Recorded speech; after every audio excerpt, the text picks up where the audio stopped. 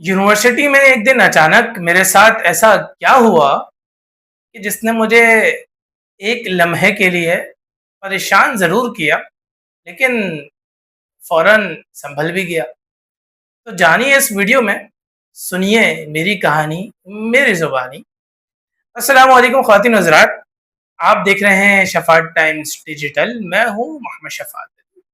अगर आपने अभी तक इस चैनल को सब्सक्राइब नहीं किया तो जल्दी से कर लीजिए। बेल आइकन को प्रेस करना मत भूलिएगा ताकि हर नई आने वाली वीडियो की जो नोटिफिकेशन है ना, वो आपको बर वक्त मिल सके। हमारी जो इंटरव्यूज़ वाली वीडियोज़ हैं और जो मुख्तलिफ शॉर्ट्स हम अपलोड कर रहे हैं, आपका फीडबैक व्यूज़ की सूरत में तो बड़ा अच्छा मिल रहा है। मैं चाहूँगा कि कमेंट सेक्शन में भी अपना फीडबैक देते रहिएगा, ताकि कोशिश होगी कि इंटरव्यूज़ के साथ-साथ मुख्तलिफ तरह का भी कंटेंट आपके सामने हम लेकर आ सकें। जिस तरह से आज ये एक नया कंटेंट मैं आपके सामने लेकर हाज़िर हुआ हूँ। कंटेंट कहें और इसमें या मेरी एक छोटी-सी कहानी कहें। हर इंसान की ज़िंदगी में ना कोई वाक़यात या कोई ना कोई हादसात ऐसे रोनुमा हुए होते हैं जो कहीं न कहीं याद रह जाते हैं। और आज मैं ये जो कहानी आपको सुना रहा हूँ अपनी, ये मेरी ज़िंदगी से जुड़ी हुई एक यादगार वाक़यात में से एक वाक़या जो मेरे साथ हुआ। मुझे बहुत से लोग कहते हैं कि आप अपनी जो लाइफ़ स्टोरी है, उसको भी आप शेयर किया करें हमसे कि as a visually impaired persons जो है, वो आप किन-किन चैलेंजेस से गुज़रते हैं। और क्योंकि ज़ाहिर-सी बात है, चाहे यूनिवर्सिटी लाइफ हो, चाहे उससे पहले मेरी कॉलेज लाइफ रही हो या स्कूल लाइफ, तो ट्रैवलिंग तो मेरी मस्त रही है।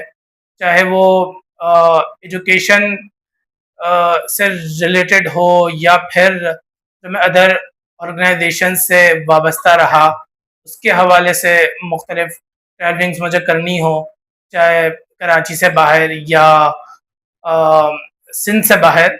अल्हम्दुलिल्लाह मुख्तलिफ शहरों में जाना हुआ, इस्लामाबाद, कोयटा, लाड़काना, हैदराबाद। तो जब आप सफ़र करते हैं ना, तो मुख्तलिफ challenges as a visually impaired persons आपको कहीं न कहीं उन चैलेंजेस का सामना करना पड़ता है।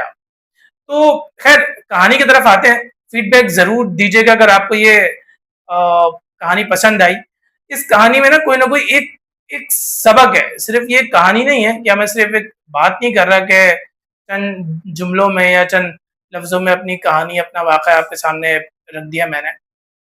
इसमें भी ना कोई एक सबक ज़रूर होगा, जो कि मेरी हर कहानी में आपको देखने और सुनने को, जानने को मिलेगा। तो कहानी कुछ यूँ है। एक दिन मैं सुबह नाश्ता करके यूनिवर्सिटी के लिए निकलता हूँ। अच्छा, उससे पहले ये है कि मेरा जो 4 साल का सफ़र है यूनिवर्सिटी का, तो उसमें ये वाक़या जो है वो चौथे साल के आखिरी सेमेस्टर में पेश पेश आया।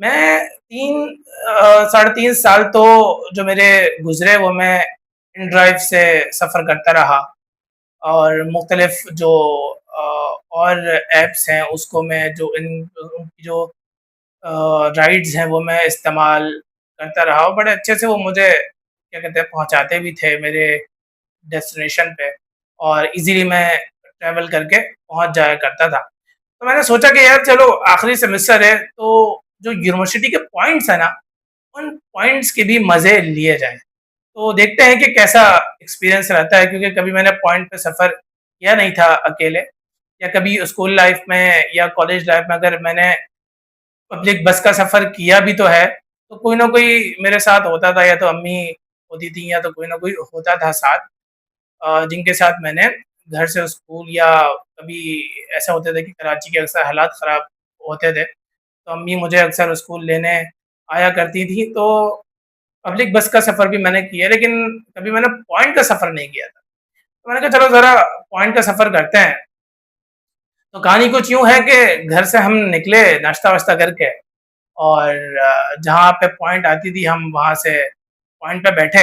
अब एक पॉइंट आती थी सुबह पौने 8 से 8 के आसपास और एक आती थी 8 के बाद ना, तो मैं उस दिन थोड़ा सा लेट लेट हो गया। तो मैं 8 बजे की 8 बजे के बाद वाली पॉइंट में बैठा। तो जब हम यूनिवर्सिटी पहुँचने लगे, तो मेरा अक्सर ऐसा होता था कि पॉइंट में कुछ ऐसे अच्छे दोस्त मेरे बन गए थे कि जो मुझे जब हम पॉइंट से उतरते थे, तो मेरे डिपार्टमेंट तक मुझे पहुँचा दिया करते थे।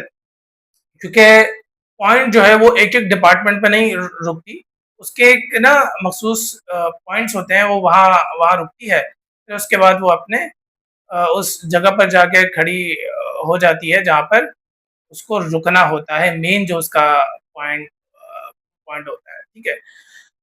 तो हम यूनिवर्सिटी में दाखिल हुए, तो मैंने उस दिन इत्तेफ़ाक ऐसा हुआ कि मैंने अपने जो मेरे बराबर में एक था लड़का बैठा हुआ, मैंने उसको कहा कि यार जब हम यहाँ उतरे ना, जहाँ भी हम उतरते हैं, तो वहाँ से मुझे किसी को बोलना कि मुझे ज़रा मेरे डिपार्टमेंट तक जो है वो छोड़ दे।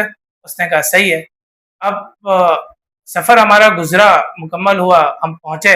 अब इत्तेफ़ाक ऐसा हुआ कि वो उसके ज़हन में नहीं रहा, क्योंकि सुबह साढ़े 8 बजे जो अक्सर ऐसा होता है कि जो फर्स्ट सेमेस्टर्स के जो बच्चे होते हैं उनकी क्लास जो है वो साढ़े 8 बजे होती है अक्सर। तो बच्चों को जल्दी होती है कि भई हम पॉइंट से उतरें और क्लास में जाएँ जल्दी-जल्दी ना। तो उस दिन ऐसा क्या हुआ कि उसको मैंने उतरने से पहले बोल तो दिया था कि भई किसी को बोल के जो है मुझे डिपार्टमेंट तक पहुँचवा देना। तो उसने कहा सही है, लेकिन जब वो उतरे तो उसके ज़हन से निकल गई वो बात। अब जल्दी-जल्दी में पॉइंट पूरा खाली हो गया। अब मैं उस वक़्त परेशान कि भई करूँ तो करूँ क्या? अब मैं पॉइंट से तो उतर गया और मज़े की बात ऐसी जगह उतरा कि वहाँ ना कोई बंदा, ना कोई बंदे की जात, ठीक है? अब पॉइंट तो वहाँ से चली गई। अब मैं परेशान कि यार कि अब मैं अपने डिपार्टमेंट तक कैसे जाऊँ? एक लम्हे के लिए तो मैं परेशान हुआ।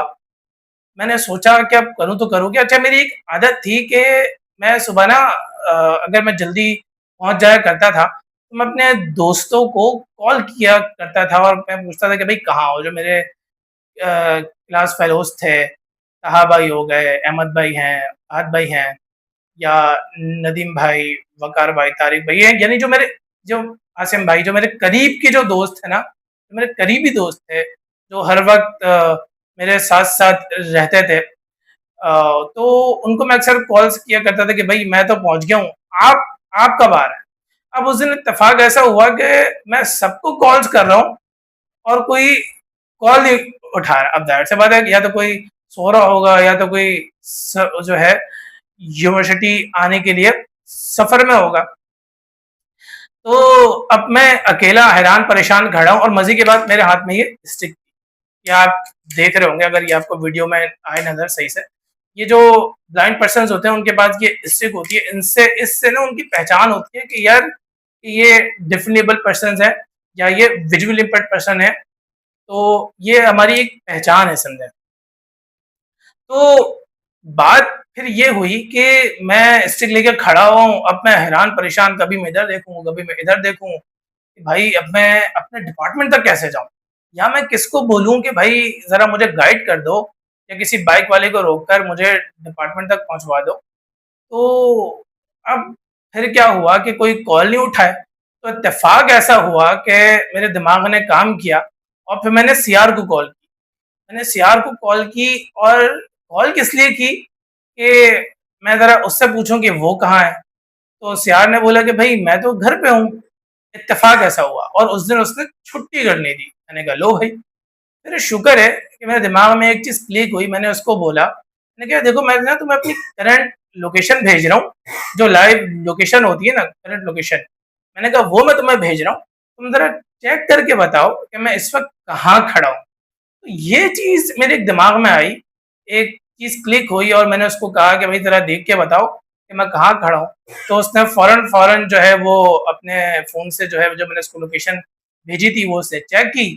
तो वो उसने बताया कि भाई आप जो हैं वो यहाँ-यहाँ खड़े हुए हैं इस-इस जगह पे और इस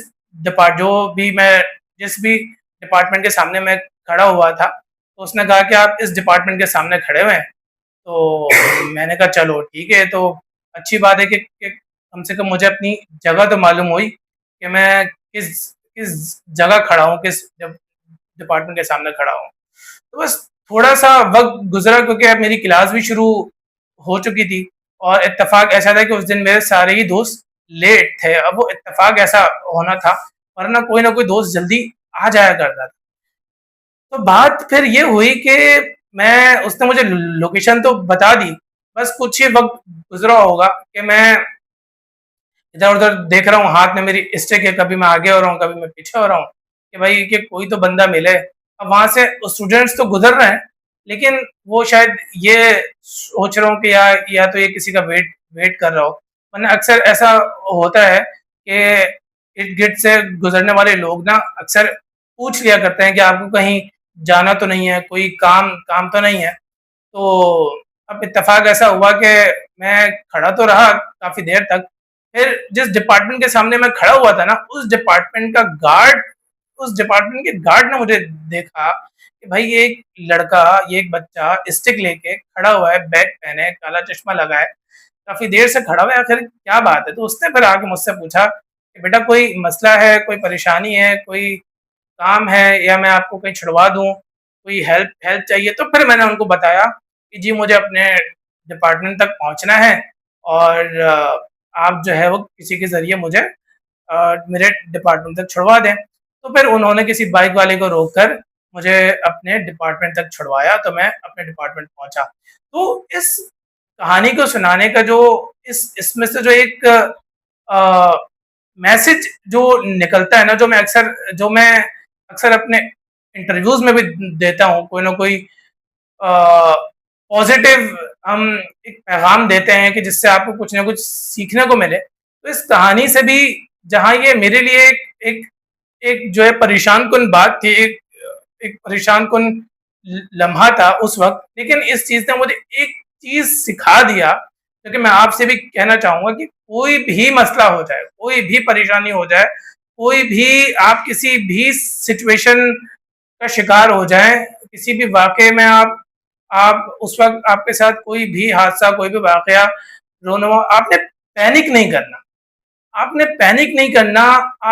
ठंडे दिमाग से सोचना है कि यार इस मसले का हल इस वक़्त कैसे निकाल सकता हूँ, परेशान हुए बगैर, पैनिक किए बगैर, रोए बगैर आपने इस चीज़ से कैसे निकलना है। तो बस मैंने कुछ लम्हे के लिए सोचा, मेरे दिमाग ने एक चीज़ क्लिक की कि भाई ये नहीं तो ऐसे। तो फिर मैंने कॉल की और कॉल करके फिर मैंने अपनी लोकेशन भेजी।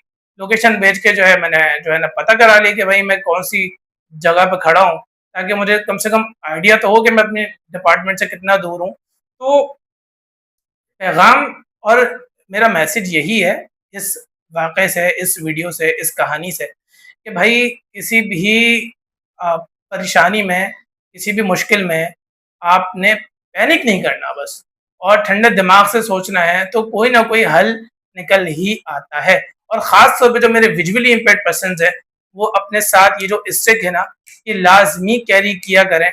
इससे हमारी पहचान होती है, जब ये हमारे हाथ में होती है और जब ये खुली हुई होती है, तो कोई ना कोई इर्द-गिर्द जो गुज़रने वाले लोग होते हैं ना, वो इस चीज़ को देखकर पहचान जाते हैं कि यार ये विजुअली इम्पेयर्ड पर्सन है, ये जो है क्या कहते हैं ब्लाइंड पर्सन है, हमारी इसको कोई ना कोई हेल्प दरकार हो सकती है, कोई ना कोई मदद दरकार हो सकती है, तो हम इनके काम काम आए, इनसे हम पूछें कि भाई कोई काम तो नहीं है, कोई मसला तो नहीं है। तो आपको ये कहानी कैसी लगी?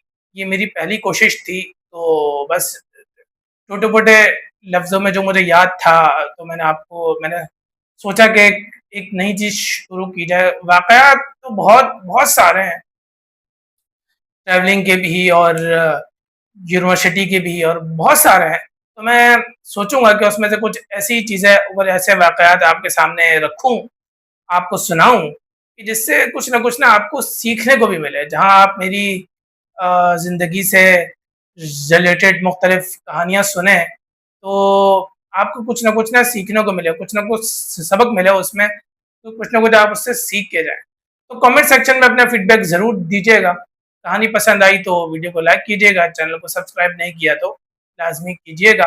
मुझे दीजिए इजाज़त, रखिएगा अपना ढेर सारा ख़याल, मुझे रखिएगा दुआ में याद। ज़िंदगी ने वफ़ा की, साँसों में रवानी रही।